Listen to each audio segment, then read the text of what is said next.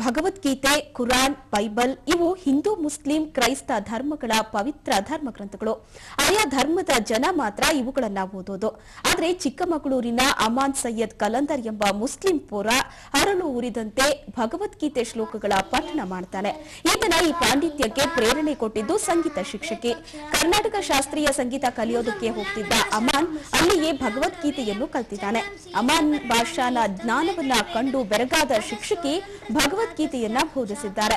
ಭಗವದ್ಗೀತೆಯ 18 ಅಧ್ಯಾಯಗಳಲ್ಲಿ 15 ಕಂಠಪಾಠ ಮಾಡಿರೋ ಅಮಾನ್ 20ಕ್ಕೂ ಹೆಚ್ಚು ಶ್ಲೋಕಗಳನ್ನ ಕಲ್ತಿದ್ದಾನೆ. ಅಮಾನ್ನ ಈ ಸಾಧನೆಗೆ ಕುಟುಂಬದ ಸಹಕಾರವೂ ಸಿಕ್ಕಿದೆ.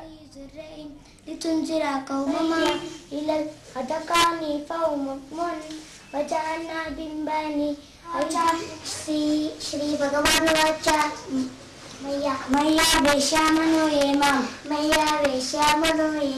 ನಿತ್ಯಯುಕ್ತ ಉಪಾಸತೆ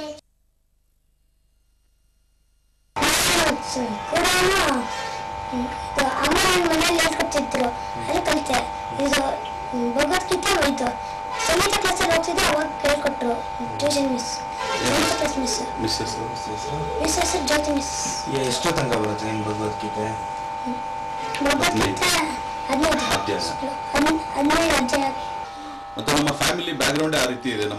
ಅವರ ಅಜ್ಜ ಅಜ್ಜಿ ಆಗಲಿ, ನಮ್ಮ ಫಾದರ್ ಮದರ್ ಆಗಲಿ, ಅವರು ಕೂಡ ಅಷ್ಟೇ. ನಮ್ಮ ತಂದೆ ಕನ್ನಡ ಮಾತಾಡೋದು ನೋಡಿದ್ರೆ ಯಾರು ಕನ್ನಡಿಯಕ್ಕಾಗಲ್ಲ, ಅಷ್ಟು ಜನ ಕನ್ನಡ ಮಾತಾಡ್ತಾರೆ. ನಮ್ಮಮ್ಮ ಸಾಹಿತಿ, ಅವರು ಕೂಡ ಸುಮಾರು ಪೇಪರ್ಸ್ ಅಲ್ಲಿ ಕನ್ನಡ ಸಾಹಿತ್ಯ ಸಮ್ಮೇಳನ ಆದಾಗೆಲ್ಲ ಅವ್ರದ್ದು ಕವಿತೆ ಕವನಗಳೆಲ್ಲ ಇದು ಮಾಡಿದ್ದಾರೆ. ಹಾಗೆ ರಜನಿಕಾಂತ್